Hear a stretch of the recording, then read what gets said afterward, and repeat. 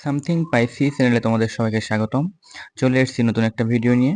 আর আজকের ভিডিওতে আমরা নবম শ্রেণীর গণিত বইয়ের সপ্তম অধ্যায় অর্থাৎ কৌণিক দূরত্ব পরিমাপে ত্রিকোণমিতি অধ্যায়টির অষ্টম পর্ব নিয়ে আলোচনা করব। তো চলো শুরু করা যাক।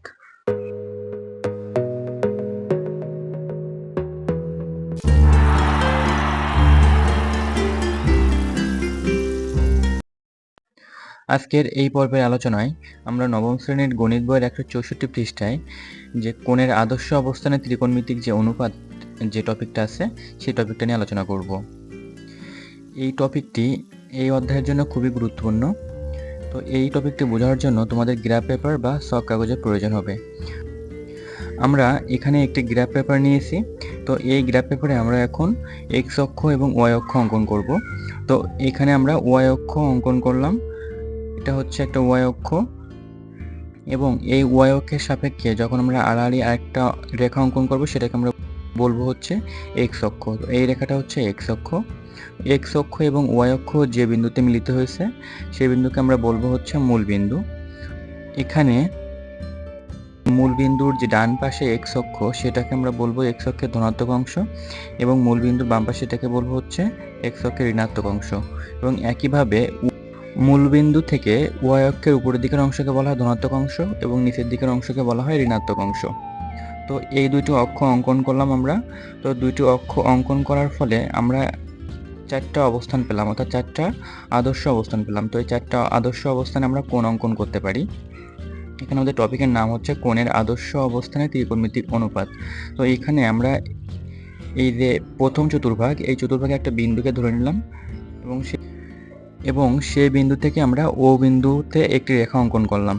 তো যে বিন্দুটা আমরা ধরে নিয়েছিলাম প্রথম চতুর্ভাগে সেই বিন্দুটাকে আমরা ধরবো হচ্ছে পি। তো এই যে পি বিন্দু, এই পি বিন্দু হচ্ছে এক্স অক্ষ বরাবর প্রতি ঘরকে এক একক ধরে আর যদি আমরা হিসেব করি তাহলে যত বর্গ ঘর অতিক্রম করবে সেটাই হবে এক্স এর মান। এবং সেখান থেকে উপরের দিকে ওয়াই অক্ষ বরাবর প্রতি বর্গ ঘরকে এক একক ধরে যত ঘর উপরের দিকে উঠবে সেটা হচ্ছে ওয়াই এর মান।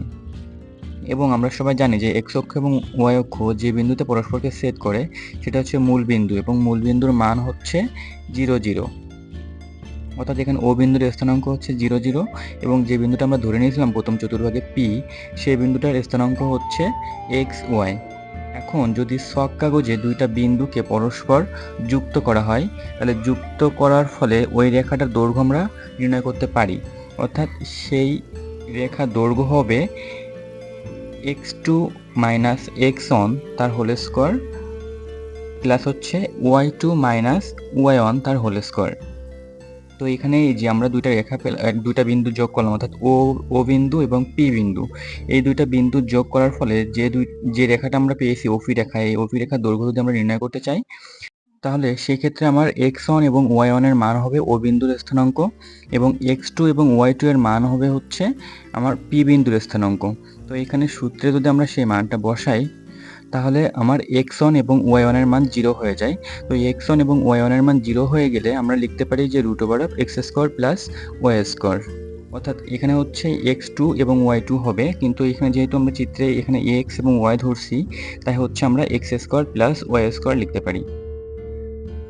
তো এখন এভাবে হচ্ছে আমরা ওপি রেখা দৈর্ঘ্য নিশ্চিত করার পর বা ওপি রেখার দৈর্ঘ্যর মান নির্ণয় করার পর আমরা হচ্ছে এখানে একটা ত্রিভুজ অঙ্কন করতে পারি। অর্থাৎ পি বিন্দু থেকে আমরা এক্স অক্ষের উপরে একটি লম্ব রেখা অঙ্কন করলাম। তো লম্ব রেখা অঙ্কন করার ফলে এখানে আমরা দেখতে পাচ্ছি একটা সমকোণী ত্রিভুজ তৈরি হবে, যেখানে আমরা এই রেখাটাকে ওয়াই দ্বারা চিহ্নিত করব এবং হচ্ছে যেহেতু এইখানে নিচের এই ভূমিটাকে আমরা এক্স দ্বারা চিহ্নিত করব এবং এই যে ওপি রেখার দৈর্ঘ্য নির্ণয় করলাম এটা হচ্ছে এই সমকোণী ত্রিভুজের ক্ষেত্রে অতিভুজ। তো এটাকে আমরা আর দ্বারা চিহ্নিত করলাম, ছোট হাতের আর। এখন এই যে ওয়াই যে রেখাটা, এই রেখাটা যেহেতু পি বিন্দু থেকে এক্স অক্ষের উপর লম্ব তাই আমরা এটাকে লম্ব লিখলাম এবং এক্স অক্ষের যেহেতু হচ্ছে এক্সটা হচ্ছে এক্স অক্ষের উপরে তাই আমরা এটাকে ভূমি লিখলাম এবং আর তো অবশ্যই অতিভুজ। তো এখানে লম্ব, ভূমি এবং অতিভুজ আমাদের নির্দিষ্ট করা শেষ। এখানে লম্ব এবং ভূমি হচ্ছে সন্নিহিত কোণের সাপেক্ষে হিসাব করা হয়। তো এখানে থিটা হচ্ছে সন্নিহিত কোণ যার সাপেক্ষে আমরা লম্ব এবং ভূমি হচ্ছে নির্দিষ্ট করছি। তো এখন যদি আমরা থিটা কোণের সাপেক্ষে অর্থাৎ লেখচিত্রে আমরা যে থিটা কোণটা চিহ্নিত করছি সেই কোণের সাপেক্ষে যদি আমরা ত্রিকোণমিতিক অনুপাতগুলো আমরা এখানে নির্ণয় করি তাহলে আমরা কি লিখতে পারি চলো দেখি। আমরা জানি যে সাইন থিটার সমান লম্ব বাই অতিভুজ, কস থিটার সমান ভূমি বাই অতিভুজ, ট্যান থিটার সমান লম্ব বাই ভূমি। এই বিষয়গুলো আমরা পরিমাপে ত্রিকোণমিতি অধ্যায়টিতে দেখেছিলাম। তো এখানে যদি আমরা এখন এই ত্রিভুজটার ক্ষেত্রে সেই হিসেবটা করি তাহলে কি লিখতে পারি চলো দেখি। সাইন থিটার সমান লম্ব বাই অতিভুজ, তাই না? তাহলে এখানে লম্ব ওয়াই এবং অতিভুজ আর। তাহলে আমরা লিখতে পারি ওয়াই বাই আর। এবং একইভাবে কস থিটার সমান আমরা লিখতে পারি ভূমি বাই অতিভুজ। তো ভূমি এখানে কি এক্স এবং এখানে ভূমি এক্স এবং অতিভুজ আর। তাহলে আমরা লিখতে পারি যে cos theta equal x by r, x divided r। একইভাবে আমরা জানি যে ট্যান থিটা সমান কি লম্ব বাই ভূমি। তো এখানে লম্ব y এবং ভূমি x। তাহলে আমরা ট্যান থিটা ইকুয়াল লিখতে পারি y বাই x, সেটা আমরা লিখলাম। এবং এভাবে আমরা একইভাবে কোসেক থিটা সমান অতিভুজ বাই লম্ব এবং অতিভুজ বাই লম্ব r বাই y এবং একইভাবে সেক থিটা এবং কট থিটা সমান আমরা লিখতে পারি সেক থিটা সমান অতিভুজ বাই ভূমি, যেটা কস থিটার উল্টা। তাহলে অতিভুজ আমাদের r এবং ভূমি x এবং কট থিটা সমান ট্যান থিটার উল্টা, অর্থাৎ লম্ব বাই ভূমির উল্টা ভূমি বাই লম্ব। তো ভূমি x এবং লম্ব y। তো এইখানে আমরা এই বিভিন্ন অনুপাতগুলো পেয়েছি এই ত্রিভুজের সাপেক্ষে। তো এখানে আমাদের যে বিন্দুটা দেওয়া হবে সেই বিন্দুটাকে ব্যবহার করে মূল বিন্দুর সাপেক্ষে আমাদের অতিভুজের মানটা বের করা খুবই গুরুত্বপূর্ণ একটা বিষয় এই টপিকের ক্ষেত্রে। তো এখানে যদি আমরা একটু উদাহরণ খেয়াল করি তাহলে দেখব যে এখানে বলা হয়েছে যে আদর্শ অবস্থানে কোণ থিটা সমান এক্স ও এ এর প্রান্তিক বাহুর উপর পি একটা বিন্দু, যে বিন্দুর স্থানাঙ্ক -3,2, অর্থাৎ এখানে এক্স এর মান -3 এবং ওয়াই এর মান 2। তো এখানে এই যে এক্স, এখানে যে ত্রিভুজটা আমরা অঙ্কন করছি এটা কিন্তু আমাদের প্রথম চতুর্ভাগে আছে। তো যেহেতু এখানে এক্স এর মান -3, তো এটা দ্বিতীয় চতুর্ভাগে আমাদের অঙ্কন করতে হবে। তো এখানে যদি আমরা খেয়াল করি তাহলে আমাদের এক্স এর মান -3 এবং ওয়াই এর মান 2 এবং এটা এই পি বিন্দুর যে স্থানাঙ্কটা এটা যথাক্রমে আমাদের x2 এবং y2 এর মান। তো এখন যদি এই পি বিন্দুটাকে ধরে এবং আমরা ও বিন্দুর যে মূল বিন্দু সেটাকে যদি 0, 0 ধরে আমরা যদি ওপি বাহুর দৈর্ঘ্য বের করি তাহলে ওপি বাহুর দৈর্ঘ্য কত হবে চলো দেখি। আমাদের সূত্রটা ওপি রেখার দৈর্ঘ্য নির্ণয়ের ক্ষেত্রে আমাদের সূত্রটা √x2 - x1 তার হোল স্কয়ার, x2 - x1 তার হোল স্কয়ার প্লাস আমাদের y2 y1 তার হোল স্কয়ার। এ আমাদের সূত্র। তো এই সূত্রে যদি আমরা x1 x2 y1 y2 এর মান নির্দিষ্ট করি তাহলে x1 এর মান হবে আমাদের মূল বিন্দুর যে x1 এর মান অর্থাৎ 0 এবং একইভাবে y1 এর মান হবে মূল বিন্দুর যেটা মানটা অর্থাৎ y1 এর মান 0 হবে এবং x2 এবং y2 এর মানটা হবে যথাক্রমে p বিন্দুর ক্ষেত্রে স্থানাঙ্কের মান। p বিন্দুর ক্ষেত্রে স্থানাঙ্কের ক্ষেত্রে x2 এর মান -3 এবং y2 এর মান 2। তো এই মানগুলো যদি আমরা এই সূত্রে বসাই তাহলে আমাদের x1 এবং y1 এর মান 0 হয়ে যাবে। তো x1 এর মান এবং y1 এর মান যদি 0 বসাই আমরা তাহলে আমরা লিখতে পারি যে -3 তার হোল স্কয়ার প্লাস 2 তার হোল স্কয়ার।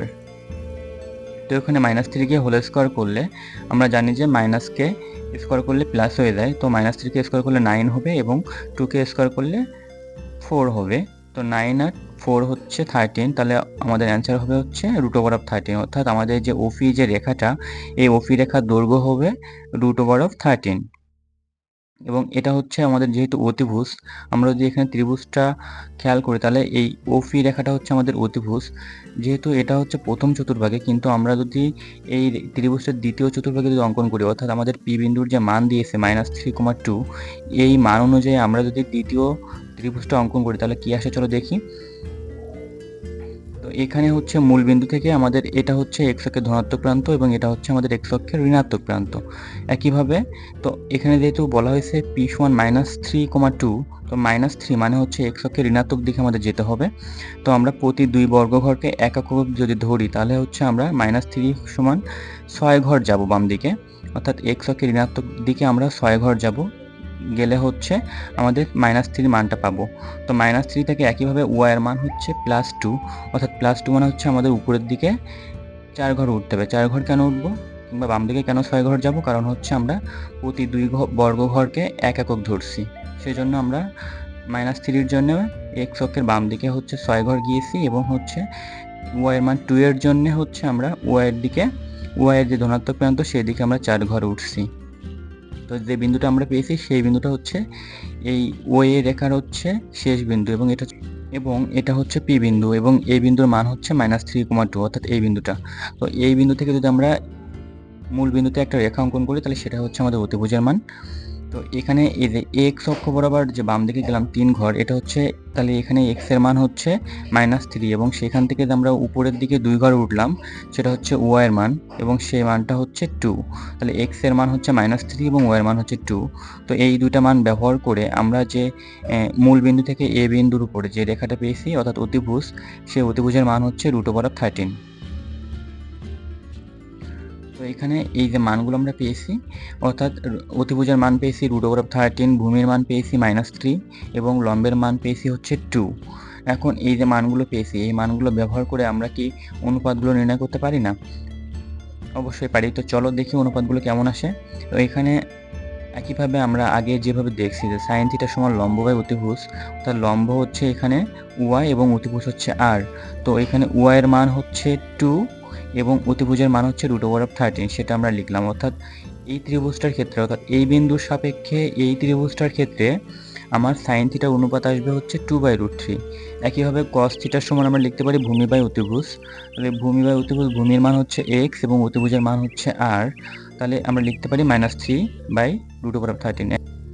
একইভাবে যদি আমরা tan θ এর মান নির্ণয় করি তাহলে লিখতে পারি tan θ লম্ব বাই ভূমি এবং মান আসবে 2/-3 এবং cot θ sec θ এর মান আসবে আমাদের যথাক্রমে -3/2 এবং sec θ এর মান আসবে √13/-3। cosec θ সমান মান আসবে হচ্ছে অতিভুজ বাই লম্ব অর্থাৎ অতিভুজের মান হচ্ছে √3 এবং লম্বের মান হচ্ছে 2।